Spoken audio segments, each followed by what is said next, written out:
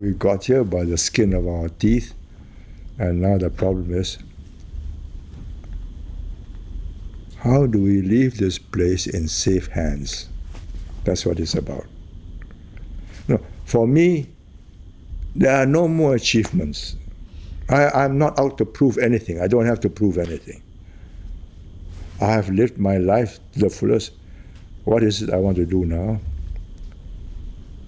To try and secure the future for what has already been built and not to lose it.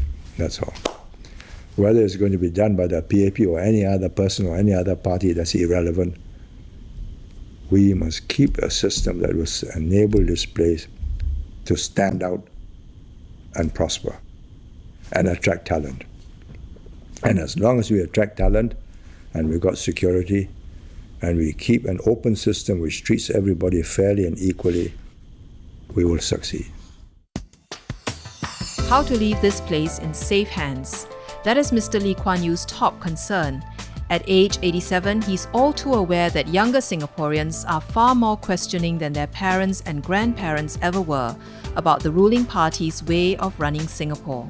He wants to educate them on the hard truths about their country and why it needs an exceptional approach to governance. That is why over the course of a year, he sat down for some 32 hours of interviews at the Istana with a team from the Straits Times, opening himself up to be questioned and challenged in a way that he hoped would help him reach out to young critics. The evening exchanges ranged from the ever-sensitive one of race and religion to ministers' pay, the income gap, and his thoughts on issues that pique young people's interest. There were also personal moments when he spoke of his children, grandchildren, and Mrs. Lee, his wife and confidant of 62 years. Here are highlights of exchanges on 10 hot-button issues. Issues on which there seems to be a shifting consensus between people and government. The first concerns Singapore's survival. We have not got neighbors who want to see us prosper. We are an upstart in this region. But we can survive for so long, and I believe can survive given the international environment, provided we have a strong system that enables us to maximize our chances. Are we not vulnerable? If we are not vulnerable, why do we spend 5 to 6% of GDP year after year? Are we mad? This is a frugal government, you know. We dug a deep tunnel for the sewers at a cost of $2 billion in order to use that sewerage water for new water, to be independent. So all the wafer fabs, all the non-potable water, clean water, is catered for in that way. We are not vulnerable. You'll be dead. They can besiege you. The Indonesians just cut off your sea lines and your business comes to a halt. What is our reply? Our reply is Security Council plus defense capabilities of our own, plus a security framework agreement with the Americans. They stop sand. Abundance of sand everywhere. Why? As Mahathir says, even the present size, they are a trouble. You let them grow some more, there'll be more trouble. You got friendly neighbors? Grow up. You need to persuade large segments of the population that we are not that normal country, that many of the things that are practiced in other countries, including many of the smaller countries, will not work in Singapore, including having a more competitive political environment where leaders are thrown up. No, we are not preventing competition. What we are preventing is duds getting into government, getting into parliament. Look at the quality. Any person of quality, we welcome him. But we don't want duds in. We don't want Chee Soon Chuan, Jayaratnam. They are duds. They're not going to build a country. But any serious man turns up and forms an alternative. I say equal to us, I say good. Then we are getting a proper an alternative. Are you satisfied with the level of competition that exists now, given our system, or would you actually have preferred something a bit more competitive? I've told you, we'd be quite happy if we get a small group of equal caliber contesting against us. I mean, you look at the nominated MPs, they talk more sense, right? Would they fight an election? No. So, but they got the brain power, they got the knowledge, but they're not prepared to jump into the sea. Well, there's a point of view that that's because many people are intimidated by PAP, the climate of fear, crackdown on dissent, and so on. No. Are you intimidated? Well, I'm asking you this question, so obviously I'm not. But I'm just saying that there is a perception, and it's a very real perception. I mean, among those of us who usually interview people and all that, it's very hard. I mean, it's very hard to break it down, but it exists. It's fairly pervasive, even among the professionals. If you believe you are any good, I mean, you look at this chap who stood up for gay rights, Siu Kam Hong. He's not intimidated. He's not intimidated. We have no objections if he goes and joins the Workers' Party and takes us on. We'll take him on. But he can't join the Workers' Party and we just let him lambast us away. We'll demolish him as hard as he tries to demolish us. That's part of the game, right? Why did I break down when I got out on 9th August? Because I left behind tens of thousands of people who would join our rallies, and I knew that they were going to be handicapped because they were again the minority and leaderless. We provided the leadership. So when you tell me we are not vulnerable, I say, God, you just speak to the SAF commanders and why do they do this? 2 years of every young man's life. 5 to 6% of GDP. And a frugal government that builds up reserves. We do this because of hallucinations, or because that is the only way we can survive. If Singapore thrives, will the PAP? The longevity of the PAP is based on delivering the good life. Yeah. But some people will also say that another factor is the fact that the PAP has very effectively and systematically demolished opposition. What political party helps opposition to come into power? You tell me. No, I'm asking you. Why should we not demolish them before they get started? Once they get started, it's more difficult to demolish them.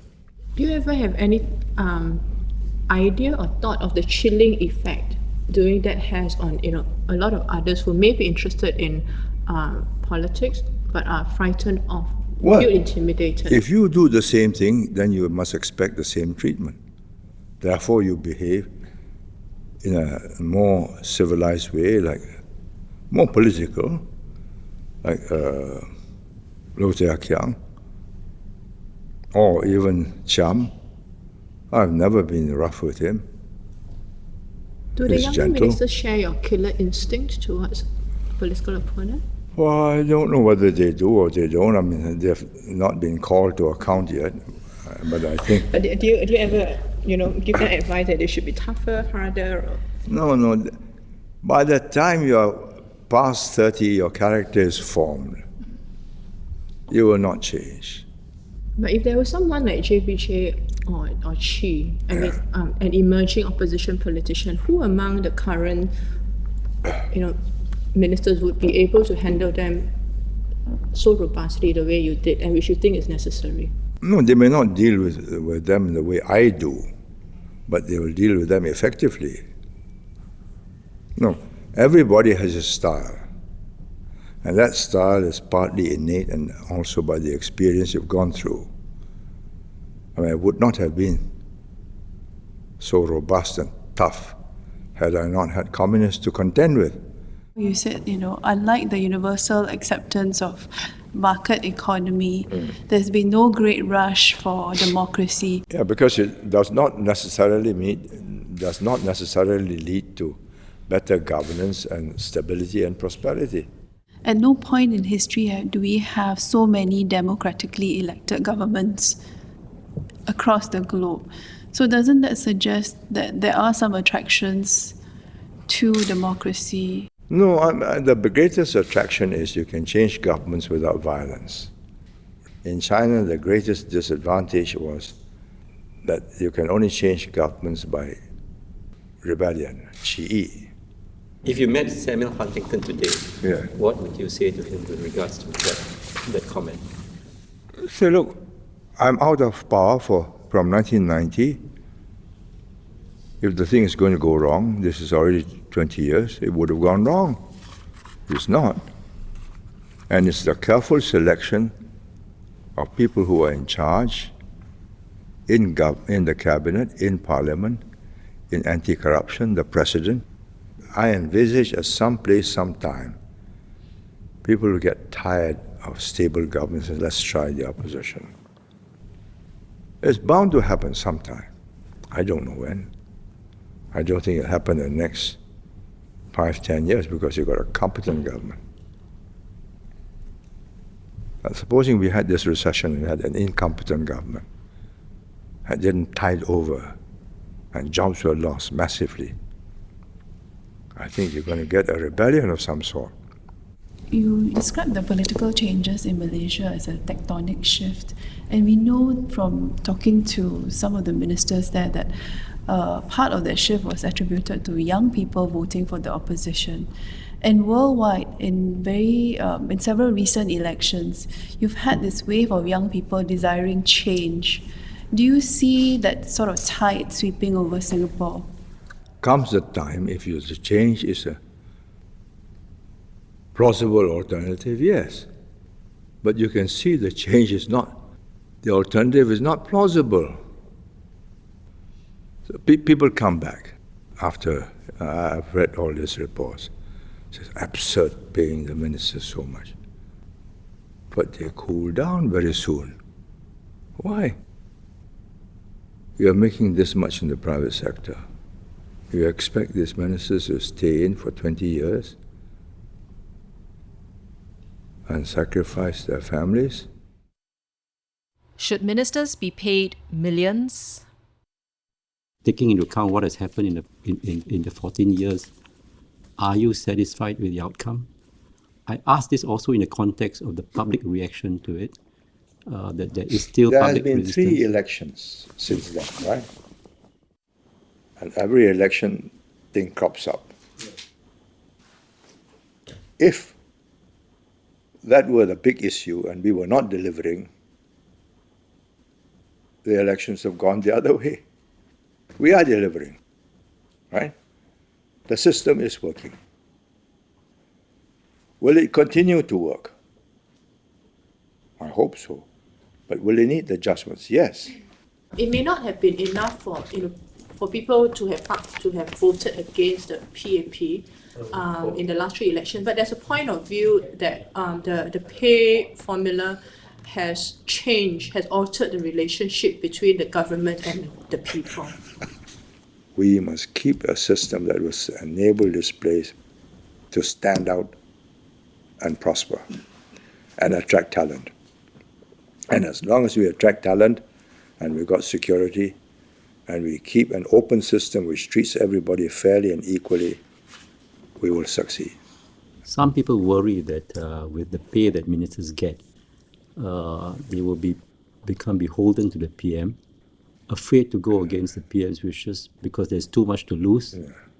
Are you concerned about that development? Shanmugam is afraid to go back to the law. He can go back anytime he likes. He's built his reputation. Ng Eng Hen may be out of practice with his hands, but he's still a top cancer specialist. I mean, they're not beholden. It's ridiculous. It's absurd. You don't measure up, you're dropped. You measure up, it's difficult to find a substitute, that's all. Simple. Well, you can find any number of putative reasons why the Prime Minister can use his patronage to keep a chap docile, but Prime Minister who does that ends up with a dud cabinet. I mean, one of the points you made just now was that there are no yes men in cabinet because they have options, they can leave. You know, and you mentioned people like Shanmugam, Ng Eng Hen. But some people would say, while they would agree, it's quite obvious that, you know, someone like Shanmugam has options outside. Yeah. It is less so of some of the other members of cabinet, especially those who have crossed over from, say, the army or from the civil service when they were scholars, you know, from the start. If they are quality people, they have no trouble going out. If you are successful as a minister, you have no trouble going out. What's it like to work with his son, the Prime Minister? My professional relationship with the Prime Minister is very correct. I mean, he writes to me as MM. I write to him as PM. If I have an important matter, I will see him, not he sees me.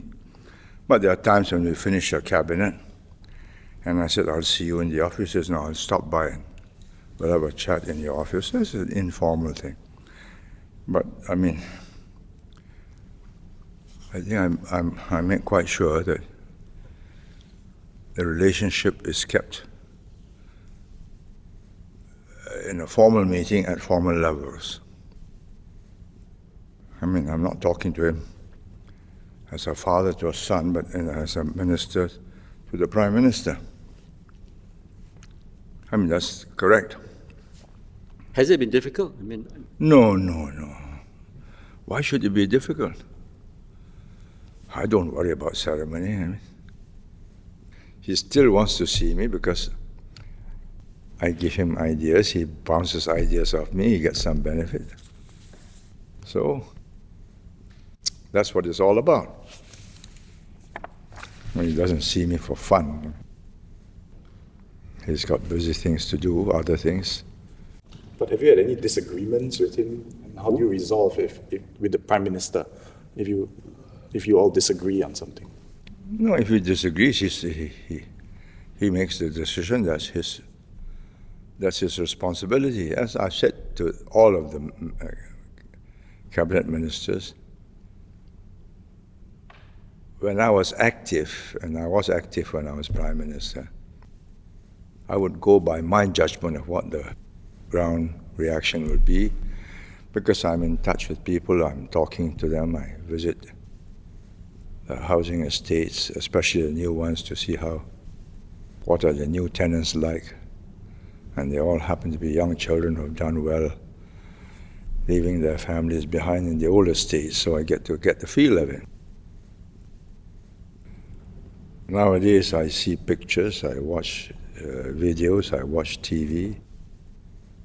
I go down for my constituency. Occasionally I go to like Orange Ribbon or whatever. But there are huge gatherings, and you meet a select group of people who are already supporters of that movement, whether it's the trade unions or constituency. So I tell them frankly, my finger is not on the pulse as it used to be before, and you have to judge. Is Singapore too reliant on multinational companies? In this globalized world, and the world is going to stay globalized because you are not going to disinvent all the communications and transportation technology, you are always competing across the board. So unless you're big enough to be on top of the pile in that particular industry, they are going to play a secondary role. You take Singapore, creative. It was a trailblazer. But look at the trials and tribulations. It had to go to Silicon Valley, recruit people there, keep up with the competition, because we don't have the critical mass of talent. And in the end, all it's got now is MP3, right? The Sound Blaster and so on. Other companies have caught up. What is the future? I don't know. Or you take food and beverages. Teacher, doing well. In that particular field, popiah, skins, a few odd things. But once it begins to succeed in America, it'll be taken over by PepsiCo. How do I know? Because I've attended PepsiCo meetings. They invited me as one of the participants. And they have collected all the foodstuffs around the world. And the outlets are in Latin America, all the cinemas around the world. So you come out with a good product, they pay you, take over. And they're across the board. What your argument also seems to suggest is if you are a small country with limited resources, necessarily you can't produce a world champion in manufacturing, because eventually you will be eclipsed. Yeah, you'll be taken over if you're successful, long before you get to world class. There'll be a company that is already eyeing all these possible takeovers. Okay, but Finland has produced Nokia, and Sweden, IKEA. Let's say these are companies which seem to punch way above what the country's physical size seems to suggest. All right, Sweden, IKEA. Do we want to go into that? Have we got the wood and the designers? The Swedes are good designers, right? Nokia was, one of these flukes in history. From a controlled society overshadowed by the Soviet Union, they broke through. But they are about 7-8 million? Can they keep up with the competition from Korea, from Japan? Watch it in the long term. How many bright fellows have you got with inventive, creative minds? Ma'am, you've made all of us very depressed. No, I'm not depressed. I'm realistic. I say this is our capabilities. These are our capabilities. This is the competition that we face. And given what we have, our assets and our capabilities, we can still make a good living, provided we are realistic.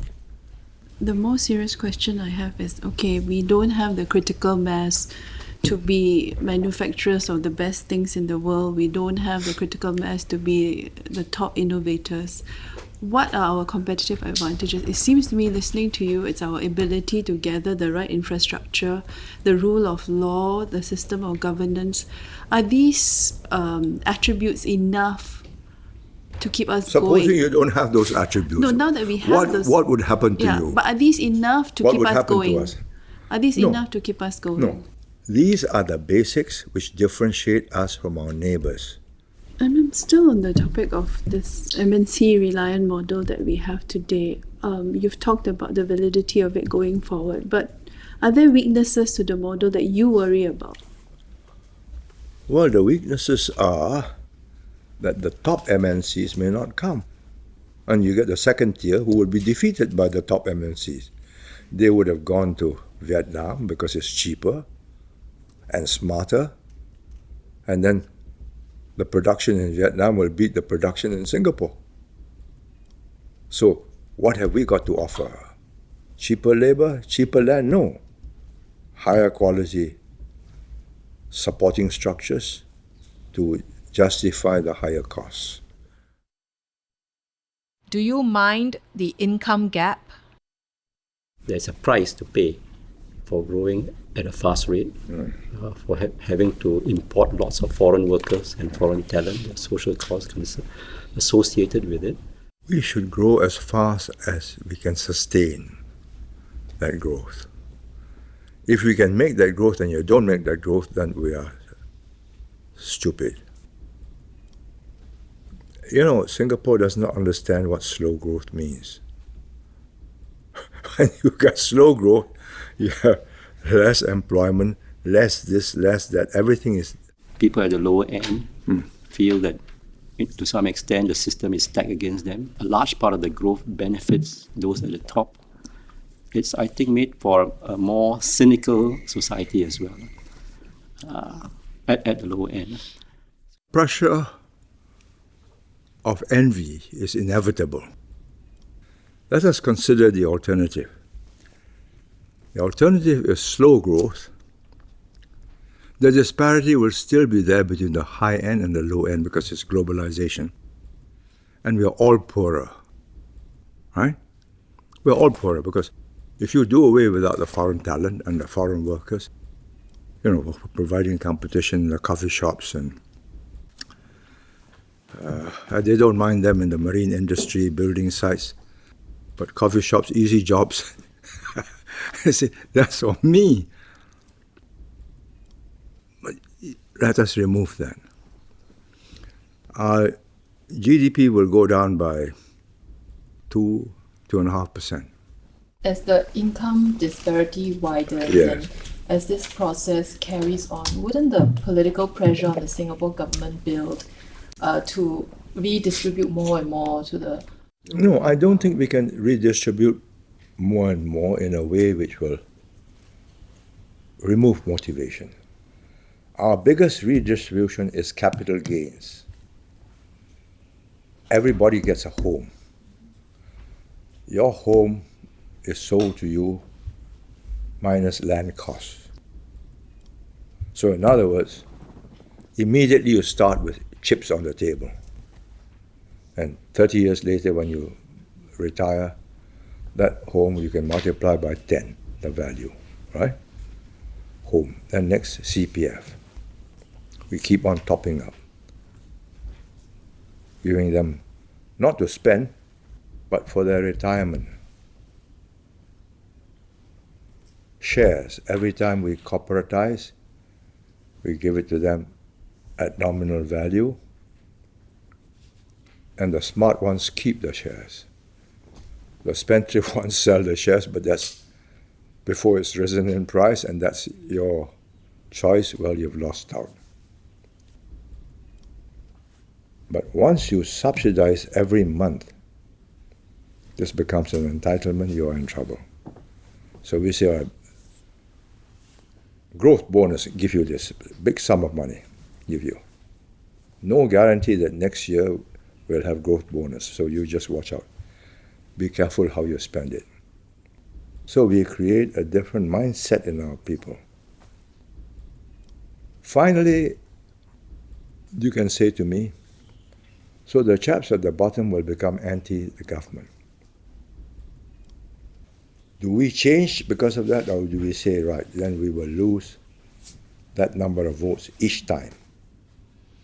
So we got to win from the median upwards. I mean, that's electoral politics. How well are Muslims integrating? Your views on multiracialism has been a cornerstone of Singapore's development over the last 45, 50 years. In fact, at the press conference in August 65, you said that Singapore would not be a Malay nation or a Chinese nation or an Indian nation. Can I ask whether, looking back now, what is your assessment of how Singapore has progressed down this road to multiracialism? And whether you feel that we have achieved what you set out to do? I have to speak candidly to be of value, but I do not want to offend the Muslim community. I think we were progressing very nicely until the surge of Islam came. And if you ask me, from my observations, the other communities are easier to have easier integration, friends, both socially, intermarriages and so on.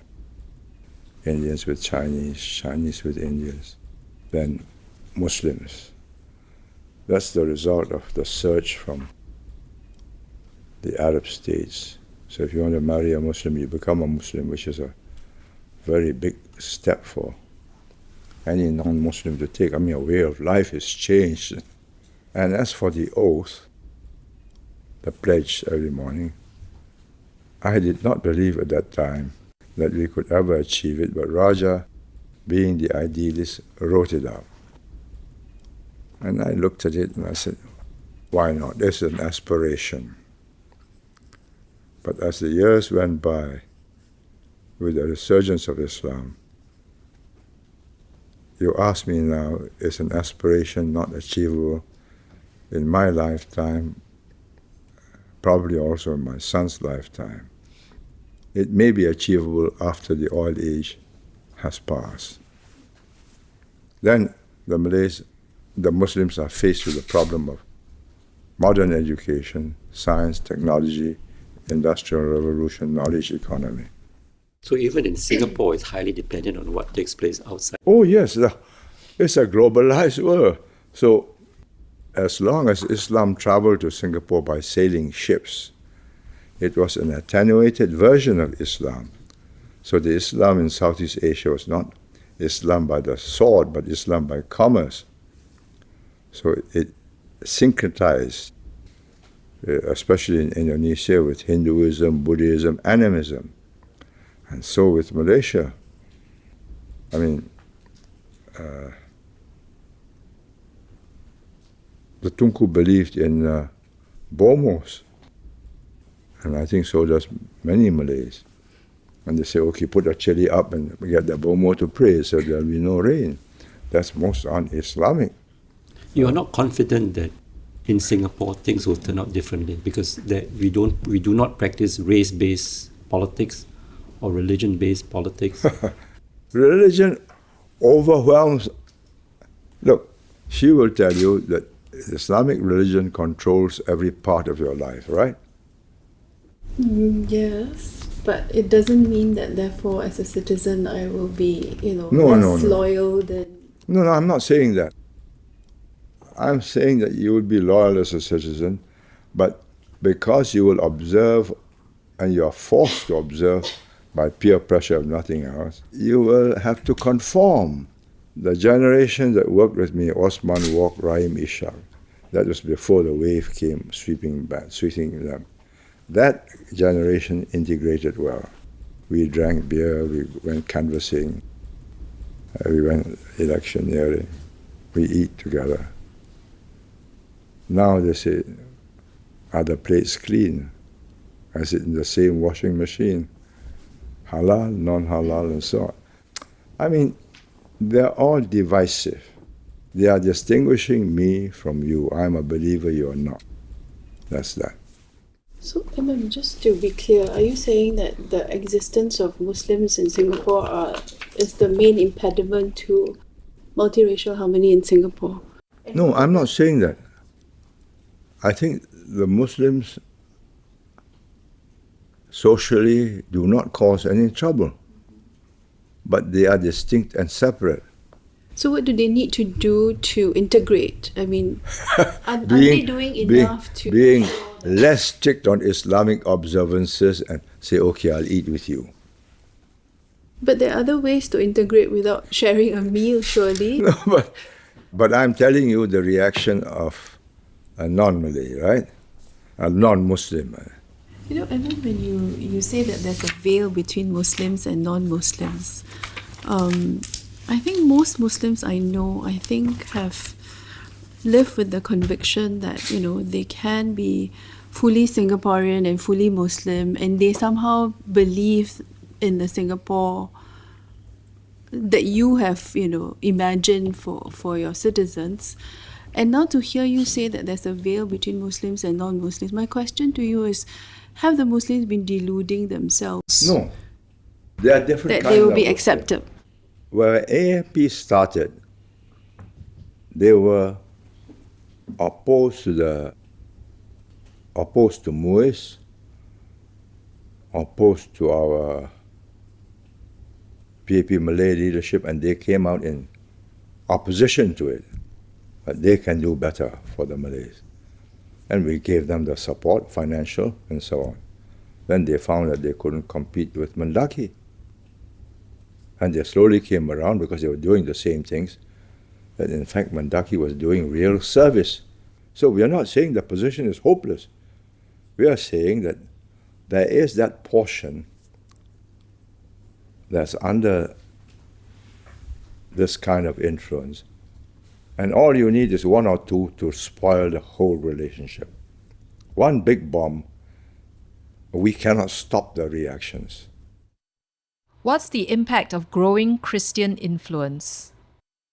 The Christians are getting organized and coming out on issues like casinos and this. But they do not go around with bombs on their bodies to blow people up, right? If they do that, we got a real problem, and we'll stop them. And we'll stop the missionaries too. They are not lethal, and they are law-abiding. We can change the law and they will abide by the law. Among some non-Christians, there's even concern, for example, that quite a number of cabinet ministers are Christian, and that seems to be tied to education as well, right? Because there's a growing number of well-educated Singaporeans who are becoming Christian. The broader explanation for this conversion into Christianity is because Buddhism and Taoism and ancestor worship to the Western educated is not convincing. Within the Singapore cabinet, when there are discussions on issues, to what extent do the ministers' religious beliefs influence the positions they take? For example, on moral issues, casinos, homosexuality, and so on. No. Does that ever come up? I don't think so. No, they are modern thinking people. This is a separate part of their lives. This is the reality of the society. We decide what is in our interest and how will the people react. If look, homosexuality will eventually be accepted. It's already been accepted in China. It's only a matter of time before it's accepted here. If we get a cabinet full of Christians, we're going to get an intolerant cabinet. We're not going to allow that.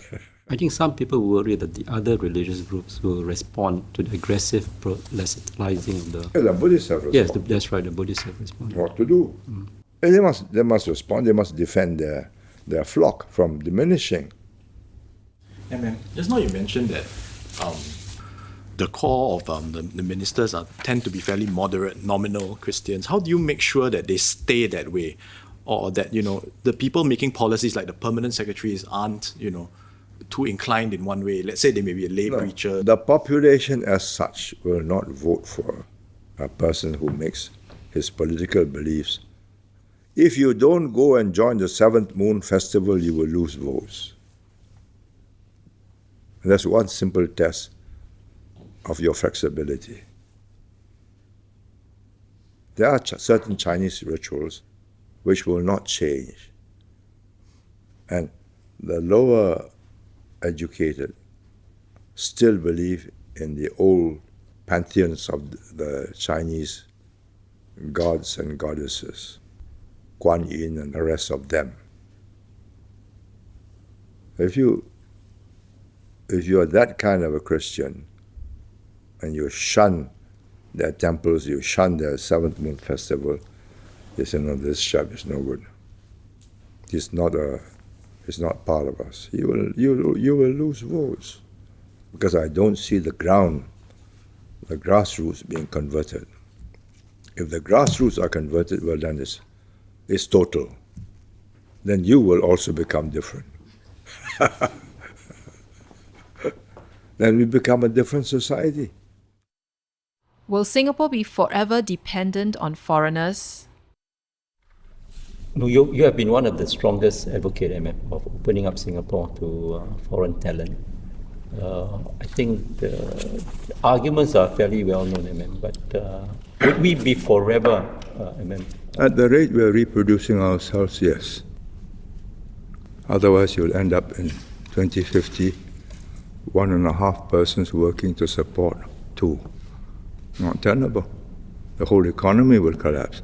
And because the burden will be so great, the bright young ones will emigrate rather than pay those heavy burdens. Not possible. I mean, you watch Japan. The economy cannot recover because the older people don't spend so much and they don't work as productively as the younger ones. And their population will sink to 90 million from 127 by 2030. And the number of old people are growing, numbers of them. They refuse to take immigrants, but they've got illegal immigrants. It is not possible, I mean. Why do you think we are asking Singaporeans to reproduce themselves? Because they are not reproducing themselves, we have to depend on the children of the migrants to become Singaporeans, so that the ratio will always be a majority of Singaporeans. So we are making sure that they are spread out, and their neighbors are Singaporeans, and their children are in a neighborhood of Singaporeans and go to school with them. I mean, you cannot change the present generation, whether Indians, Chinese, or whatever. But you can definitely absorb the next generation because they come in, either they're born here, they're very young, they go to our schools, primary schools. They begin to talk like Tauli, and they begin to behave like Singaporeans. Given that the proportion of the foreigners has gone up so much, also there's some simmering resentment. Is it time now to pay a bit more attention to, soothing the feelings of the citizen? Some of them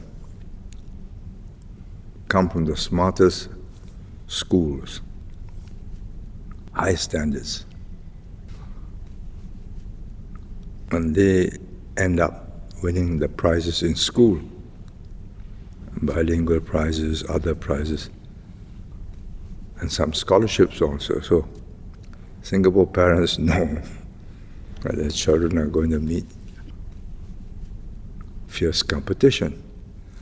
But my answer to that is, do you want this chap working on this is a tug of war, right? We want to pull investments in our side. You want him to join the Vietnamese or the Chinese team, or be one fellow on your side pulling it your way?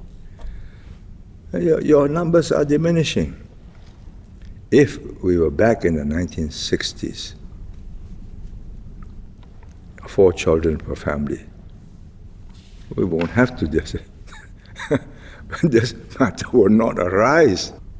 But then we would never have had the accumulated capital to create the infrastructure and the schools and the educational institutions that we have created. Because we'll be always trying to catch up with the population. Today we'll be barging with about 6-7 million of our own. But all the developed countries, the women have got equal education and job opportunities. The birth rates go down. What's that? I think it's been stated that whilst we allow foreigners in, we will try to maintain the racial composition in Singapore. Absolutely. How difficult is that going to be in the years to come? Well, the difficulty will be to find the equivalent number of Malays or Muslims to get those numbers up, because the numbers of Muslims from Malaysia and Indonesia who want to join us are far and few between. Of course, if you let in the laborers, then you'll be flooded. But if you apply the same standards, educational standards, they have less competition where they are, and they got more opportunities. Why should they come here? There are a few Arabs who have come, particularly those married to Muslim women who have been working in the Gulf, and they have decided, well, no, this is not a bad place, I'll come here, and we've not prevented women from bringing their spouses back. I'm not sure it's in large numbers, but I mean, it's a trickle.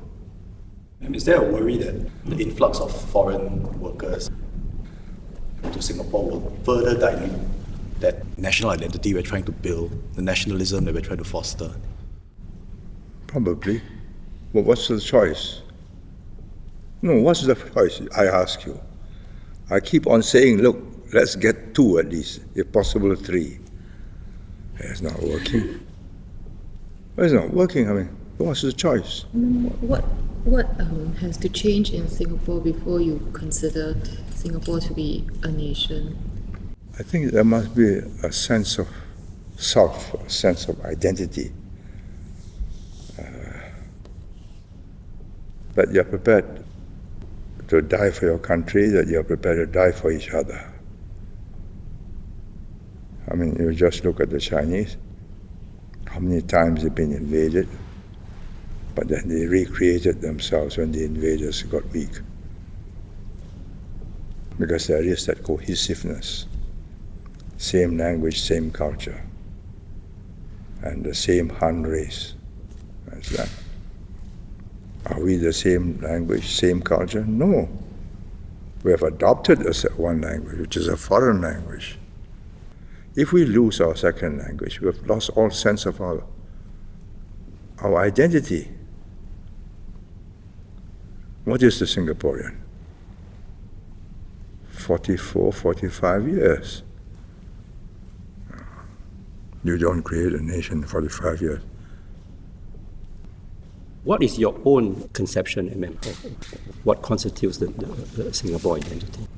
My definition of a Singaporean, which will make us different from any others, is that we accept whoever joins us is part of us. I think that must be our defining attribute. If we don't have that attribute, we say we are going to have only those who are like us. Chinese from China like us, Indians from India like us, Malays from Malaysia are different from us now. But in time they come here, they change. I think that's the defining attribute. How can a country be green and grow? Given your pessimism, so can we say therefore that you don't think that the world will come to any realistic multilateral agreement? No, I don't think so. You watch Copenhagen. What's going to happen? No, a waste of time. The Chinese have said, you want me to cut down, you give me clean technology free. I have to grow. And if you don't give me the technology free, which will help the world, I can't afford it. Well, I've got to pollute the air with my coal stations. Well, it's quite a compelling argument. Is there a lack of global leadership in this? I don't think it's a lack of global leadership. What leader of any big country, or even a small country like Singapore, will say, okay, I give this up, I give up growth, I even have negative growth to save global warming? You recommend that to the Singapore government? I don't think the Singapore government will listen to you. They want to meet their immediate needs, which is employment, raise living standards, avoid social unrest. So are you pessimistic about the outcome, the long-term outcome? So I've said at the outset, we must prepare to adapt rather than to hope that we don't have to adapt. How much we have to adapt depends on how excessive the warming takes place. What needs to change for the world to have a different, mindset and resolve to tackle this problem? The day the Chinese and the Indians find that hundreds of millions of people along this river basins who are farmers and small traders in the small towns find a water shortage getting less and less because the ice cap in the Himalayas and the Tibetan plateau has diminished. That day, huge problems. Where do these people go without water? How do they feed themselves? They will move across to any place that will support them. So you're going to have real international turmoil. How environmentally conscious are you? Do you recycle? Do you try to reduce your carbon footprint? Do you sleep with air conditioning? I do, but what can I do? Without air conditioning, I will not get a good night's sleep. Another part of being environmentally conscious is not to consume so much, and you're not particularly a great consumer. No, I'm not. I eat less. I travel less. That applies to your house as well. I mean, I haven't been there, but people who have been there say you have not done much to renovate. And look, I've told the cabinet when I'm dead, demolish it. Because I think I've seen other houses, Nehru's, Shakespeare, and it's a shambles after a while. People trot through and so on. And because of my house, the neighboring houses cannot build high. I said, demolish my house and change the planning rules, go up, my land value will go up. No, that's part of Singapore's history. No. That's right, it's true. Eh? It's part of Singapore's history because so many historical events took No. place. So it should be preserved. You know, the cost of preserving it is an old house built over 100 years ago, no foundation. Damp comes up the wall because it has no foundation. So the piling around my house has led to cracks. It's like the old National Library, no architectural significance, but when it was torn down, I think a lot of people still bemoan its loss today. I don't think my daughter or my wife or I who lived in it or my sons who grew up in it will bemoan its loss.